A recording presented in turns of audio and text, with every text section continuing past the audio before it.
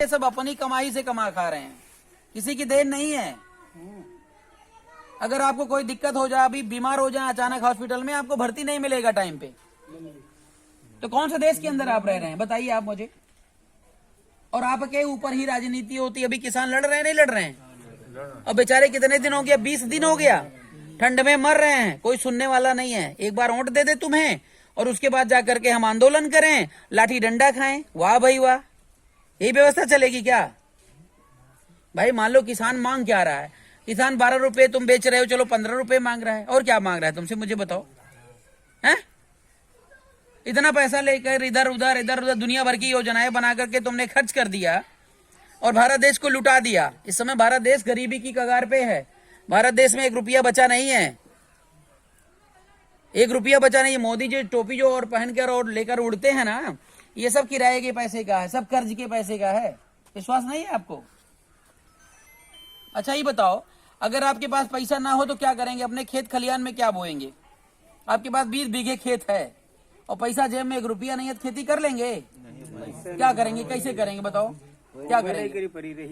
परी ना रही, प्रधान जी हैं पैसे वाले, क्या प्रधान जी ले लो हमारे खेतवा और आधा पैसा हमें दे दे जो निकले या पौने। तो प्रधान जी क्या कही हैं? प्रधान जी क्या कहें जानते हो?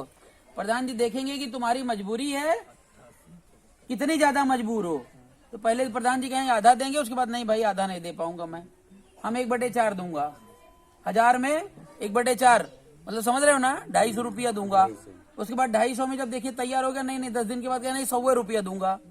मतलब कम से कम में आपका खेत ले लेंगे प्रधान जी, और प्रधान जी करवाएंगे खेती बढ़िया लहराती हुई, ठीक है ना, क्योंकि आपके पास फुटी कौड़ी तो है नहीं, और लहराती हुई खेती करवाएंगे। और गांव गांव में आप जो है तौलिया पगड़ी बांधे घूमो और बीड़ी पीते हो, दारू पीते घूमो, तो देखो ना हमारी फसल लहरा रही है, देखो ये देखो मेरी फसल लहरा रही है। किसी से कमजोर खेती है क्या? चिल्लाते चिल्लाते घूमो, मजा मार रहे हैं प्रधान जी और गुर्रा रहे हो तुम। हाँ, यही कहानी है हमारे देश का, यही नरेंद्र मोदी कर रहे हैं, जो गुर्रा रहे हैं सुबह शाम। क्या नहीं बिक रहा है? रेलवे बिक रहा है, स्कूल बिक रहा है, कॉलेज बिक रहा है, सब तो बिक रहा है। यहाँ पे बिकने का मतलब प्राइवेट हो रहा है। जब रेलवे के पास पैसा नहीं है रेलवे चलाने के लिए, तभी तो अडानी अंबानी को बेच रही है। लाल किला बिक गया, सब प्राइवेटाइजेशन हो रहा है। और जो चीज प्राइवेट है वो चीज आपकी है क्या, मुझे बताओ? जो चीज सरकारी है वो चीज हमारी है। एक गाड़ी है हमारी, लेकर के आया हूँ, प्राइवेट गाड़ी है। अब रास्ते में जा रहा हूँ, हाथ दीजिए मुझे, मेरी मर्जी ना रोकूं।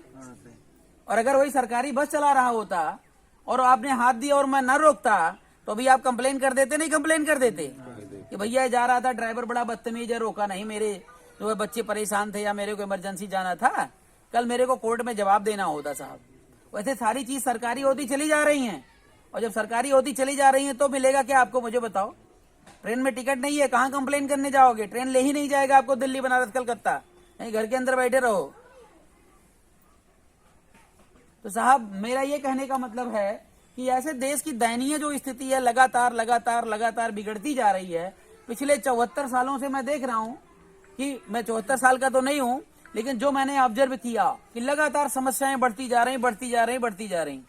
और अभी मैं पिछले 3 महीने से मैं घूम रहा हूं पूरे उत्तर प्रदेश को, और मैं देख रहा हूं जितना नेता जिम्मेदार है आपके देश की बर्बादी का, उतना आप भी जिम्मेदार हैं। मानते हो इस बात को? नहीं मानते हो? आपको नेता चुनना नहीं आता। बाबा साहब भीमराव अम्बेडकर ने कहा था कि सत्ता हर ताले की चाबी होती है। सत्ता में ऐसा कौन सा बंदा है जिससे आप बात कर लो और अपना काम करवा लो? अपना दुख दर्द हो और उसको फोन करके बोल दो भैया तुम चौकीदार हो और मेरा ये काम ऐसे इसको करवाओ, नहीं तो मारूंगा थप्पड़। ऐसा कोई नेता है आपके संपर्क में? मोदी जी ये कहते हैं मैं चौकीदार हूं। कभी आपने फोन पे बात किया है? कभी आपने शिकायत किया है उनके पास? और समस्या का समाधान अगर करने के लिए आप बाई चांस लेटर वगैरह लिखते हो, पत्र लिखते हो, तो वो पत्र जानते हो किसके पास आ जाता है? जो भ्रष्ट अपराधी होते, सब वो भ्रष्टाचार में लिप्त जो इनके अधिकारी होते हैं, उन्हीं के पास आ जाता। बताओ तुम चोरी किए हो? तो कहता नहीं साहब सब निराधार है। ये जो जन सुनवाई बना रखे हैं पोर्टल, इस जन सुनवाई पे कभी कंप्लेन करके देखो। अगर प्रधान जी के खिलाफ हमने कार्रवाई कर दी या शिकायत कर दी, तो वही जवाबदेही लगाने के लिए प्रधान जी के पास आएगा। प्रधान जी कहे नहीं यार आरपी मौर्य गलत है, ये सब बेबुनियाद है, और बेबुनियाद एक बात खत्म। अरे हम कह रहे हैं तुझे स्पेशल टीम बिठाओ कि प्रधान जी ठीक काम नहीं कर रहे हैं, तो तुम्हारा काम स्पेशल टीम बिठाने का है ना, लेकिन तुमने आज तक स्पेशल टीम नहीं बिठाया। क्यों नहीं बिठाया? क्योंकि प्रधान जी के माध्यम से तुम ही लूट रहे हो, तो प्रधान जी की इंक्वायरी कौन करेगा? तुम्हारा बाप करेगा क्या है? और जब प्रधान जी फंसेंगे तो तुम भी तो फंसोगे। तो ये व्यवस्था चल रही है साहब, और हम कहते हैं हम भाग्य के भरोसे बैठे हैं। अरे भाग्य को दोष कब तक देते रहोगे? मुझे बताओ ना। आपके अपने दादा से, अपने परदादा से, अपने और जो दादा रहे उनसे पूछ लो, भाग्य के भरोसे बैठे रहे। एक भी समस्या अगर समाधान बता मतलब हुआ हो तो मैं यहाँ से निकल जाऊंगा। अभी नहीं हुआ ना, तो करना तो हमें ही पड़ेगा साहब। सबसे पहला फार्मूला ये है कि जैसे ये गांव है, तो गांव का मतलब क्या होता है कि हम लोग इकट्ठा रह रहे हैं ना। तो गांव की जितनी भी समस्या एक व्यक्ति की होगी, वो समस्या आपकी भी, वो समस्या हमारी भी है कि नहीं है? तो पूरा गांव संगठित क्यों नहीं हो सकता? मुझे बताओ एक मुद्दे को लेकर। संगठित हो सकता है, नहीं हो सकता है? चाहे तो सब कुछ हो सकता है, चाहे तो सब कुछ हो सकता है। बिल्कुल सही आप कह रहे हैं। चाहे तो सब कुछ हो, नहीं तो कुछ नहीं। तो ये जब तक आप नहीं चाहोगे तब तक होगा नहीं। और देखो एक बात बता दूं साहब, हम लोग राजनीति में आ रहे हैं, 2022 में चुनाव लड़ने जा रहे हैं। आपको बता दूं सच्चाई, क्योंकि हम देख देख करके पक गए और थक गए। ठीक है, अब चुनाव लड़ने हम जा रहे हैं। अब नेताजी का काम क्या होता जानते हो? कि जनता को मूर्ख बनाना और वोट लेना। जनता को वोट मूर्ख बनाना। और मैं इसलिए बोल रहा हूँ क्योंकि मैं नेता नहीं हूँ, और ना मैं नेता बनना चाहता हूँ जो आजकल के सफेद पोशाक वाले घूमते रहते हैं। वो नेता वाली बात नहीं कर रहा हूँ। मैं जनता, आम नागरिक की तरह हूँ, आम नागरिक की तरह रहूंगा भविष्य में भी। इसलिए सच्चाई बोलने की आदत है। भैया आप जीतोगे तो हम भी जीतेंगे, आप हारोगे तो हम भी हार लेंगे। क्या दिक्कत है? जब आपकी समस्या का समाधान ही नहीं होगा तो मैं जीत के क्या करूंगा? मुझे बताइए। तभी मैंने आते ही मैंने कहा कि मैं साधु बनने वाला हूँ। भाई मैं मान लो आपको अभी यहाँ पे मैंने देखा, कोई भाग्य के भरोसे बैठा है, कोई जो है किसी में विश्वास करता, कोई किसी में विश्वास करता, कोई किसी में विश्वास करता। हमें आपकी भावनाओं को ठेस पहुंचाने की क्या जरूरत है? मुझे बताओ। आपको दारू पीना तो आपको एक पैकेट दारू दे दिया, उनको सिगरेट चाहिए उनको सिगरेट दे दिया, उनको ये दे दिया, उनको ये दे दिया, वोट लेकर चला गया। और सभी कहोगे अरे आरपी मौर्य तो बहुत बढ़िया इंसान है यार। क्षणिक मात्र अगर आपको मैं टेबलेट दे दूं तो भैया जब क्षणिक मात्र टेबलेट आप देने से आप अपना वोट दे रहे हो, तो मैं आपको सच्चाई बताकर पागल ही तो हूं जो बता रहा हूं। चालाक किसको कहते हैं मुझे बताओ?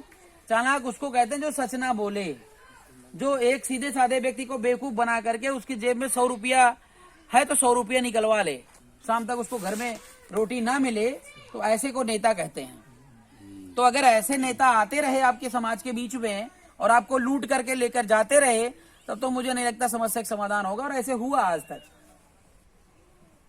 किसी नेता से आपको बात करने की हिम्मत नहीं है कि आप बात कर लो विधायक सांसद जी ये काम मेरा ऐसे है, ऐसे होना चाहिए, नहीं तो यहीं आओगे तो पीटूंगा। अगर पीटने पिटाने की बात कर दोगे तो वो आपके ऊपर और खफा हो जाएगा। तो पहले तो गांव-गांव घूम रहा था, पैर पड़ रहा था दादाजी आपके दादाजी आज के, और आज आप कड़ी आवाज में बोल रहे हो तो पीटने की बात कर रहा है। और कौन सा गुंडा मवाली नहीं जो नेता हो? बताओ मुझे। जितने नेता हैं सब गुंडे मवाली हैं। अगर आप ये सोच लीजिए कि मेरा बेटा कल नेता बनेगा तो इसके लिए चांस है बनने का? संभव है? ये भैया कहते हैं मैं मुख्यमंत्री बनूंगा, भी सारे गांव वाले हंसोगे, कहेंगे साला मुख्यमंत्री बनने की बात कर रहा है, 2 रुपया कमाता नहीं मुख्यमंत्री बनने की बात कर रहा है। मतलब जबकि वो योग्यता है, लेकिन आप लोग इनको बनने नहीं दोगे। तो कमियां हम में है, कमियां उनमें है, दोनों में कमियां है साहब। मान लेते हैं जैसे ये मान लो मेरा स्कूल है और मैं यहाँ का प्रबंधक हो गया, टीचर हो गया, तो स्कूल में बच्चे समझदार होते हैं कि टीचर समझदार होते हैं? तो मान लेते हैं आप सब बच्चे हो और मैं नेता के तौर पे टीचर हूँ। मुझे पता है कि हमारे समाज में लोगों में बहुत सारी कमियां हैं, कोई कुछ समझता कोई कुछ समझता है, और गलती से आप लोगों ने हमें नेता बना दिया। तो हमें आपको सही मार्ग पे लाना चाहिए, नहीं लाना चाहिए? लग करके लाना चाहिए ना, कि अगली बार इलेक्शन में हमें दारू और सिगरेट बेचने की जरूरत ना पड़े। लेकिन फिर 5 साल बाद वही होता है, फिर 5 साल बाद वही होता है, और 5 साल के अंदर वो अपना मालामाल हो जाता है। होता नहीं होता है? इसका मेन कारण है आपकी जागरूकता का अभाव। आप ना तो नेता ढूंढ पाते हैं और ना अपने बेटे को नेता बना पाते हैं। समझ रहे हैं ना? अपने बेटे के बारे में आप सोचते नहीं, सबसे बड़ी समस्या यही है। जब कुछ होता है तो बस नेता आएंगे, जैसे लगता कि नेता कोई प्रोडक्ट है, बाहर से आएगा और वोट दे देंगे चला जाएगा, वोट दे देंगे चला जाएगा। मैं क्या बता रहा हूं, आपके एक वोट की कीमत 1 करोड़ रुपया है। मोदी ने अगर आपको 500 रुपया दिया है तो हम 50,000 रुपए देंगे। अगर एक गैस सिलेंडर दिया तो हम 10 गैस सिलेंडर देंगे। एक कॉलोनी दिया तो पूरा गांव में बिल्डिंग बनवा दूंगा, पक्का एकदम लहराता हुआ घर। लेकिन अपनी सरकार बना लो। अपनी सरकार का मतलब आपका बेटा खड़ा होगा। और हम लोग ऐसी व्यवस्था लेकर के आ रहे हैं कि गरीब से गरीब लड़का व्यक्ति अगर विधायक सांसद चाहे तो वो बन सकता है। कैसे?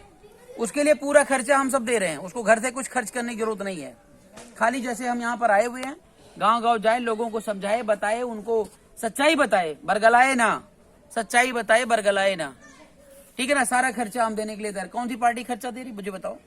मायावती सब ये सब 3-3, 4-4 करोड़ में जो है टिकट बांटती हैं। बताओ ये आपकी समाज सेवा करेंगी? हैं? कैसे करेंगे मुझे बताओ? बीजेपी में टिकट लाने के लिए कम से कम 20 लोग लग जाते हैं। 20 लोग लगने के बाद एक व्यक्ति को टिकट मिलता है, तब तक पार्टी का प्रचार हो गया होता है। भाई टिकट मुझको तब मिलेगा जब मैं खूब दल बल दिखाऊंगा, और दल बल दिखा करके खूब पैसे लेकर के जाऊंगा, तब मोदी जी मुझे टिकट देंगे। और टिकट देने के बाद मेरी इज्जत कुत्तों के बराबर भी नहीं होगी। अगर मैंने गलती से कह दिया दादाजी परेशान, मुझे मदद करनी है, तो बीजेपी हाई कमान बोलेगा नहीं नहीं, जैसे पार्टी कह रही वैसे करो, नहीं तो पार्टी से बाहर कर दिए जाओगे। क्या औकात है मुझे बताओ? मौर्य समाज में नेता हैं स्वामी प्रसाद मौर्य, बाबू सिंह कुशवाहा थे, मायावती की पार्टी में थे। मायावती ने लात मार के निकाली ना, तो फिर भटक रहे हैं इधर से उधर।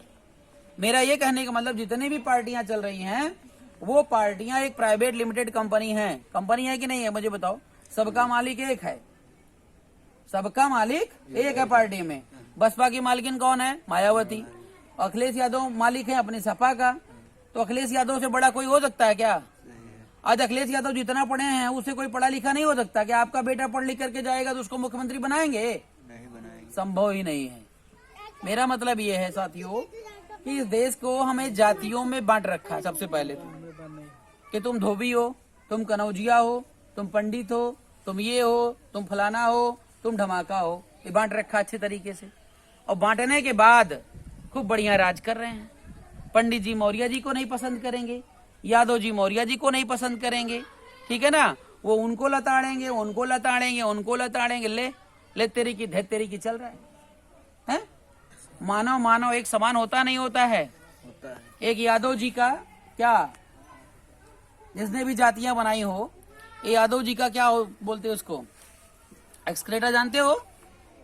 नहीं जानते हो? एक बार वो मैं आपको बताऊं छोटी सी स्टोरी। लक्ष्मीबाई के जमाने का मैटर है। रानी लक्ष्मीबाई को जानते हैं? उनके जमाने में एक ऐसे मंदिर था, मंदिर नहीं था, एक जगह थी, वहां पे ताजिया जो है वो लगती थी। ताजिया जानते हैं ना, मुसलमानों का होता है। और एक पंडित जी जा रहे थे तो वहां पर एक पत्थर की मूर्ति मिल गई। तो जो पत्थर की मूर्ति मिल गई तो पंडित जी ने कहा कि मंदिर यहीं बनेगा, और मुसलमानों ने कहा नहीं, यहां तो ताजिया होता है।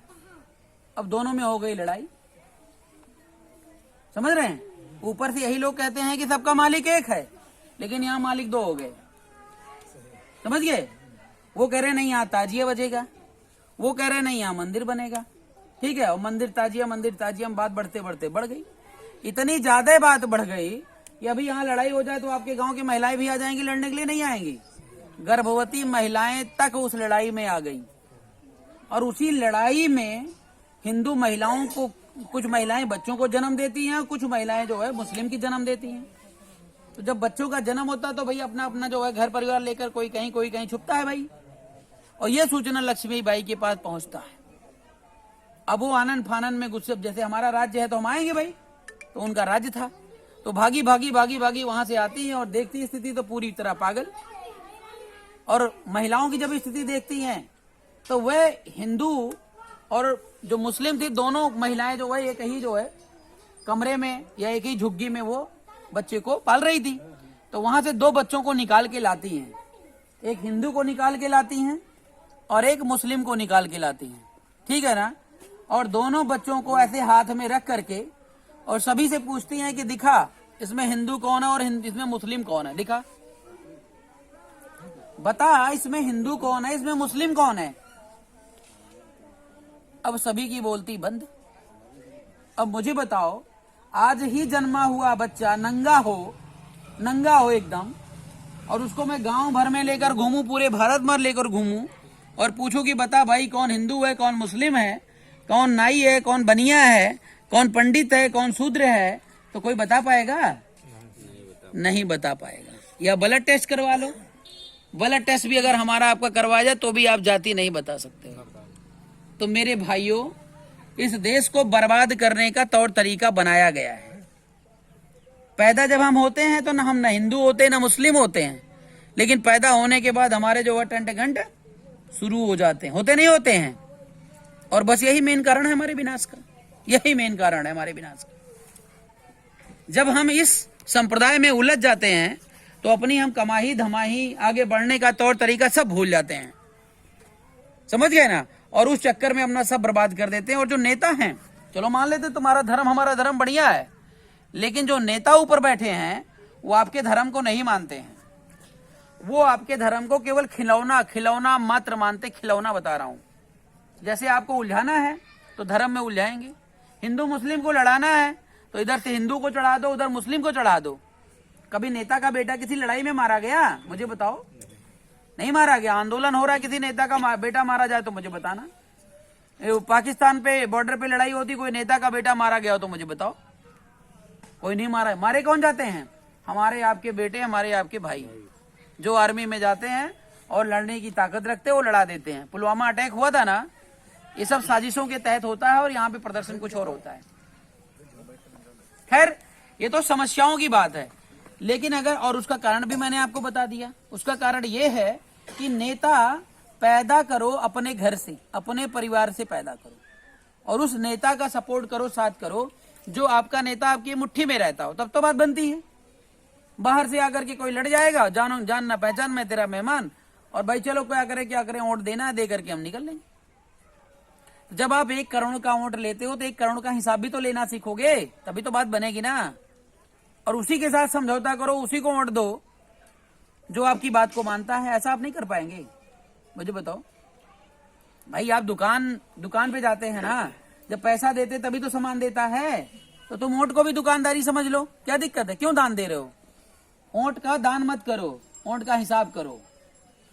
वोट का दान, जैसे कहते हैं मतदान चल रहा है, अरे दान का मतलब तो दे दो, पूछो मत यार, क्या फंडा लगा रखा है।